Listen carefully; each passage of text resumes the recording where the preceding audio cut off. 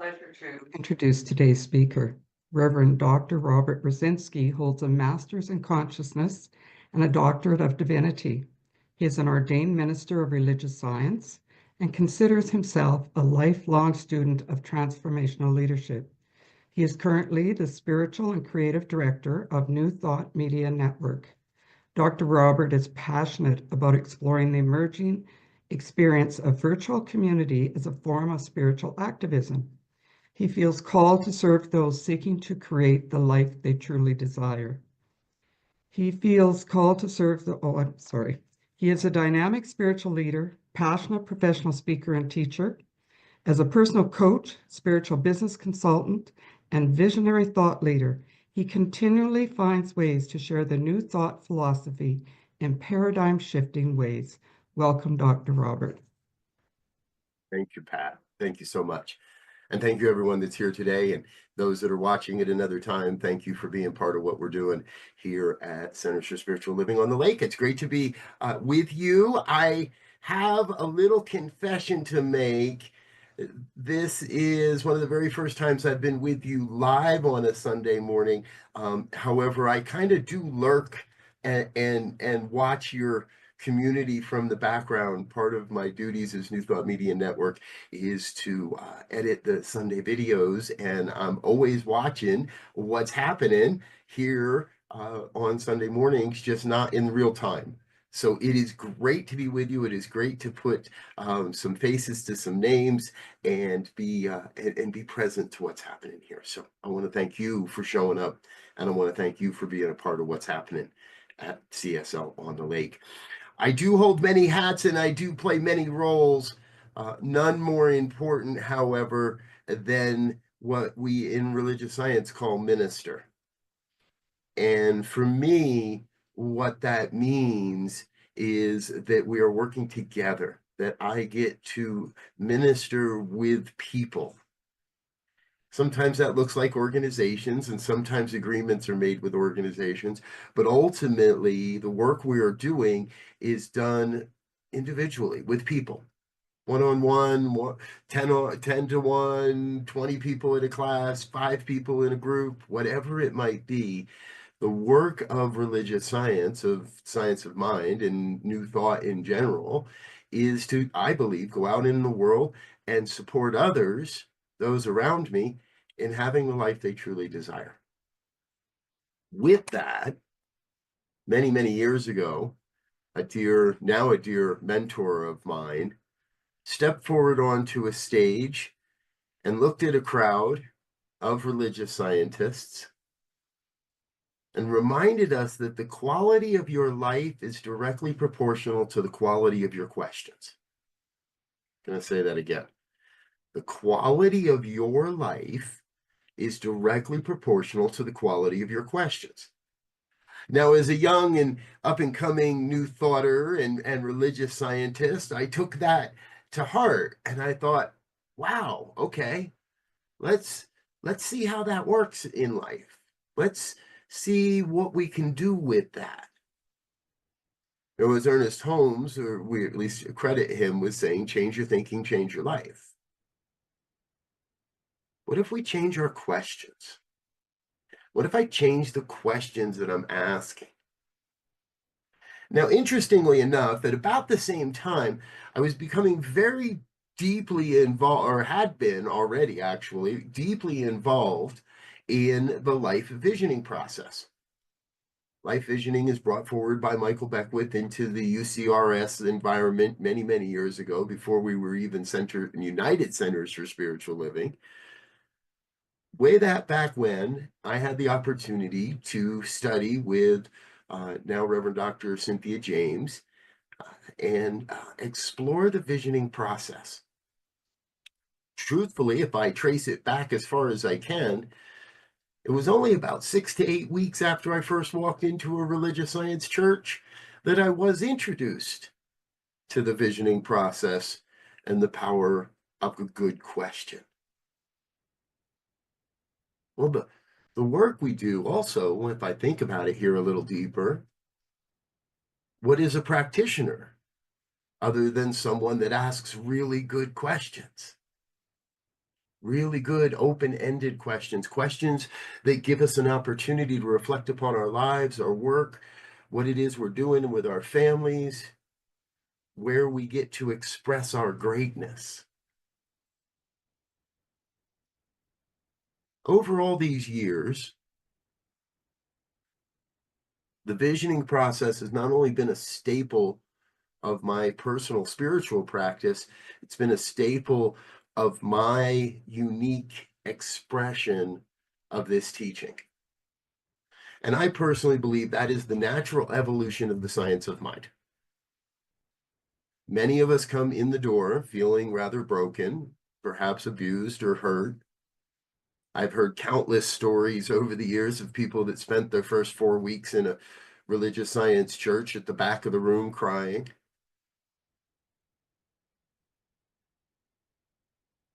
We each come to the philosophy and the teaching in our own way, and the path forward eventually tends to come together.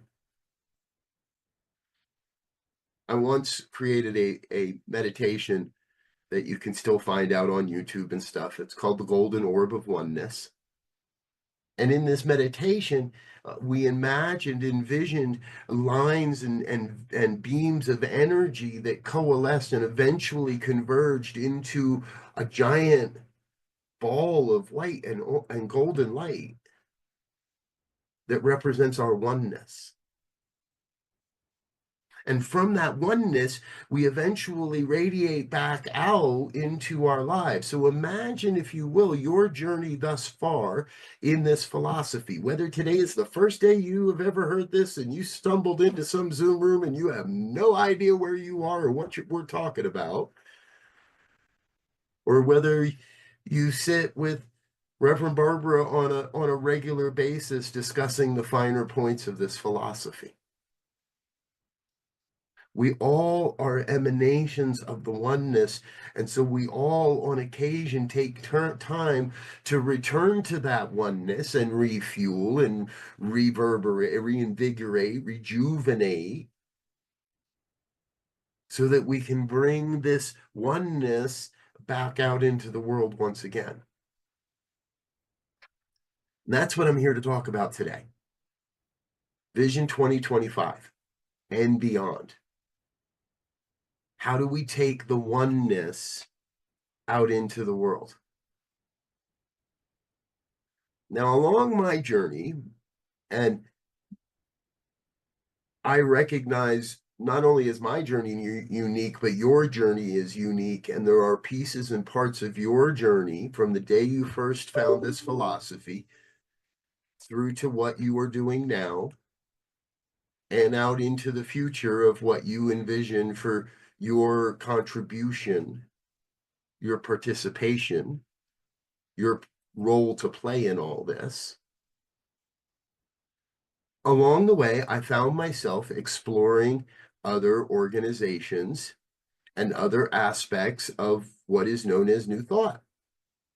And I don't want to get into a comparison of, oh, this organization is a little more of this, and this organization is a little more of that, and this organization is the history of New Thought, and this organization represents the future of New Thought. What I've come to recognize is we are all New Thought. And the vision, if we listen to our philosophy, the vision, what's happening today, what might be happening tomorrow, the vision of our future is truly built upon the consciousness of our past. Where we're going is where we've already been in consciousness. Thanks to some amazing twists of the cosmic fate, let's call it, the oneness has put me into some really unique situations and some really unique conversations since, well, it really started before the pandemic. And I can go all the way back to when I was in ministerial school, and I can look at visioning notes that point directly at the experiences and the various aspects of ministry that I am living today. It's all there. It's all in the books. It's all in the notes from over the years.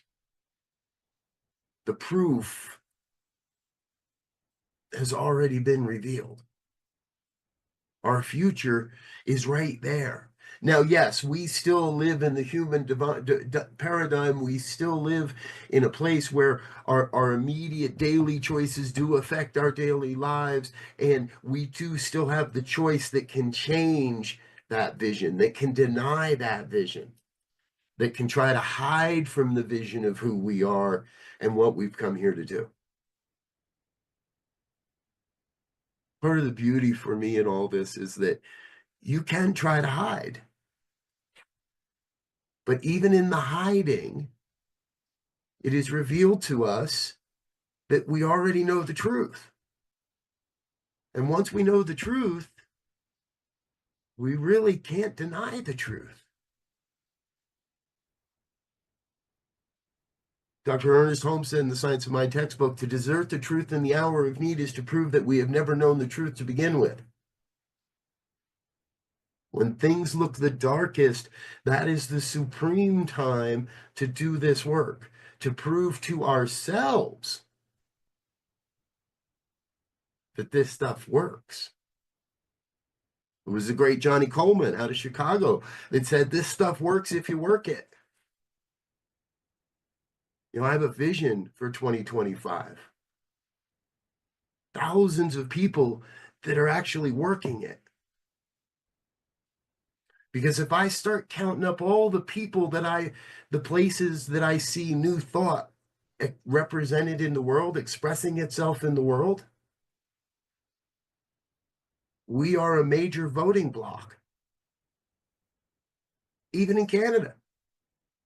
Sorry, you can yell at me about that later in the after when we chat. I promised myself I wasn't going to make a Canada joke. I owe you. I'm sorry. You can jab me for it later. If I look around, New Thought is a major voice. In 2023, New Thought went to the Parliament of the World Religions. Now, this is nothing all that different. Truthfully, the New Thought movement has been represented at every Parliament of the World Religions for, I believe it's the last 20, 30 some odd years. My understanding is we started going before I found New Thought, and that was in 2001. And so for at least 25, 30 years, we've been going to the Parliament. I had the chance to go last year, now 2 years ago, 2023. And in that, a vision had already taken hold and a conversation had already begun about what it would look like if all of the various New Thought organizations showed up as one. I mean, we teach it as one, right? And at that event in Chicago, we had 12 trade show style booths. But rather than the traditional, you get 6 here and you get 6 here, and we turned everything open and we created a little village of New Thought organizations. So you could move amongst the groups.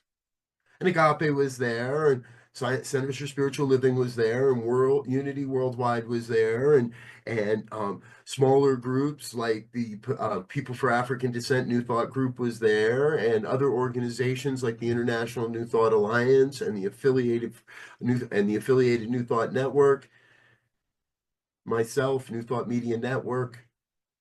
We had a conglomeration, a group of these individuals and organizations that were leading the New Thought movement. And we looked around and we said, wow, what if we all started like doing stuff like this together more? And a vision was born. Okay, not born, was realized. A vision, it was something we woke into. I'm also on a personal mission to reclaim the word woke and proud. Say it. If we work together as one, Imagine the good that can come from that. If we stop arguing about our identity and we remember that every expression that leads to every version of new thought leads to a perfect expression of the divine, how much more energy would we have for creating a world that works better for everyone, a world that works for all. And over time, this conversation has progressed. There is now a monthly meeting of all of the leaders of all of the major New Thought groups that we can convince to get on this phone call. AGNT, ANTN, INTA, CSL, Unity, Divine Science International, Divine Science Ministers Association, the Universal Foundation for Better Living, Hillside Church of Religious Science, Agape Center, on and on. And these leaders are invited to come together and pray on a once a month basis. I am so blessed to be invited into that conversation, to have been invited into that group of people, to pray and then witness the demonstration of the practice in my ministry and in their ministries, and in all the various ministries that they are ministering to, and all the various people that they are ministering to. Again, we have a big voice, folks. And when you know it, just this year, just a couple of weeks ago, a New Thought minister was named as the president of the Parliament of the World Religions. So not only are we a major voice in the organization that is entrusted to voice the world's religions, but we got somebody sitting at, but our girl, sorry, excuse me, one of the leading minds in New Thought sits at the head of the table and is helping that organization move forward. You'll hear more about them in the years to come. You can find more about them right now. All these organizations are coming together. And so I have a vision that we can come together as we eliminate, as we blur the lines of the false belief in denominationalism in New Thought. As we blur the lines and come to a place where I was taught in religious science, we envision a world where borders are irrelevant.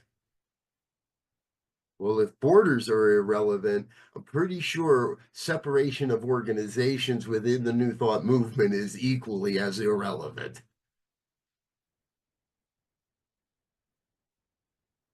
I know Reverend Barbara has this in her heart. I know this is in the heart of organizations all across, not just North America, but Europe and South America and Africa as well. I envision a day where each of us, underneath our name, our moniker, our logo, there's a little thing that says a New Thought community. So no one has to lose their identity or their culture or their history. I love what unity brings to the world. I love what divine science brings to the world. I love what religious science brings to the world. And I love what agape brings to the world too. And so many more. If we all let people know we are New Thought. CSL on the Lake, a New Thought community. Unity of Kitchener, a New Thought community. Unity of Anywhere, a New Thought community. Agape, a New Thought community. Hillside, a New Thought community. We are New Thought. the people. And I venture to say that every one of us has the heart of a minister. Every one of us has the heart of a minister. Some are not called to do the work, and that's okay. But we have that heart of serving those around us, of helping those around us. And once we have found new thought, well, we can't deny it. Can't pretend it's not real. So we might as well live it. Create an environment around us. Create a way of life. We are new thought. And I have a vision that in 2025, we do awaken to that truth in a greater way. That all over this planet, people awaken to the truth of who they are as unique, individual, never to be repeated, and absolutely vital expressions of God, of the divine, of however you want to say it. Call it Buddha or Brahma or Allah or Vishnu or Kuan Yin or Source Energy, Divine Mother, Gaia, Father Time. Call it George. The power of the oneness is revealing itself as you. And it was Ernest that said, we each may become a revealer of truth as we live in a close contact with the indwelling one, the indwelling presence, the indwelling truth. So the call today, each one of us is called. Everyone, whether they can hear it or not, whether we accept it or not, whether we embrace it or not, we are called to be a living example of this philosophy, to raise the vibe in 2025. That's what we're doing. Raising the vibe in 2025. We're not buying into the lack. We're not buying into the limitation. We're not buying into the crazy theories. We're not buying into the conspiracies. We're not buying in to all of that BS. You've all been around a while. You know that BS stands for belief system. We're not buying into the BS anymore. We are new thought. And I look forward to connecting with you, seeing you, dancing with you, singing with you, not on stage though, singing with you along the journey. If you're in a safe place to close your eyes, I invite you to please do so.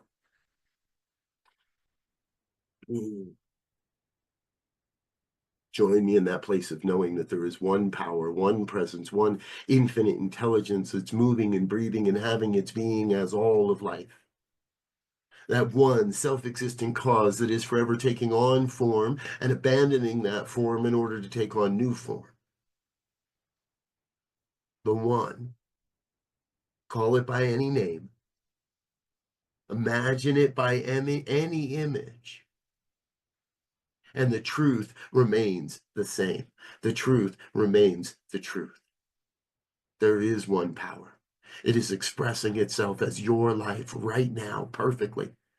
There's nothing missing, nothing absent, nothing broken in your life. There is the continuation of life. There is the expression of life pouring forth as you, as only you can be.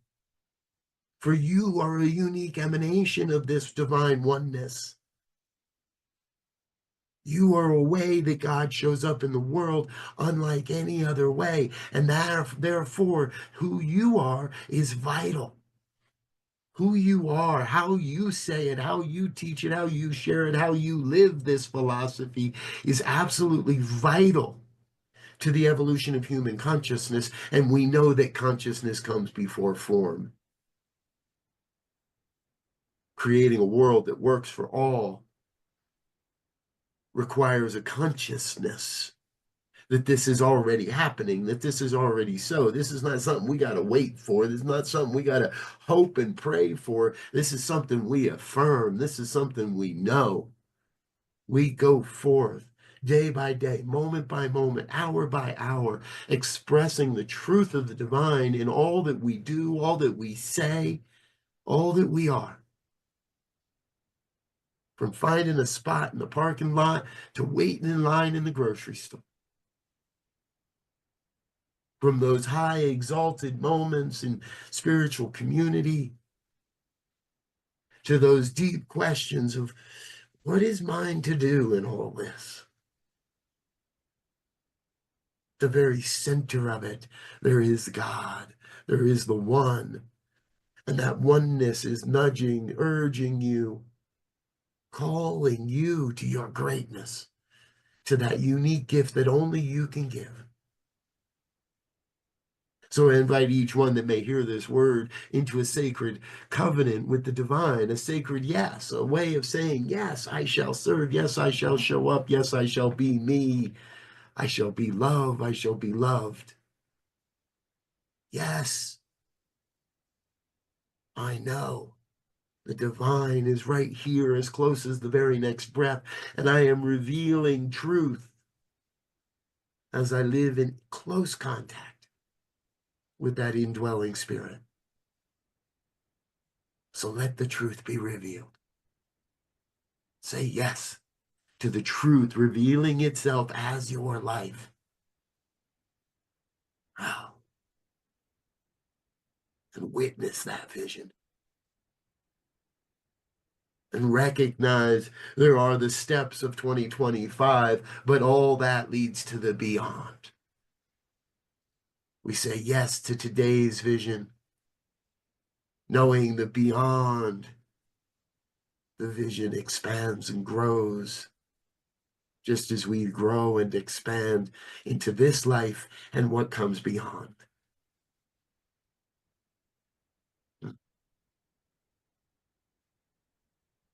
The great sense of gratitude for the revelation of this truth, that I release this word into the law, the universal law that must take this word and demonstrate, that cannot return this word void, that cannot say no thank you, that must take this prayer, must take this belief, must take this word and demonstrate. So I invite you to join me as we get behind that with a grateful heart, releasing this word into that law and letting it be. And if any of this has resonated in any way, please join me in an affirmation of truth as we say together. And so it is.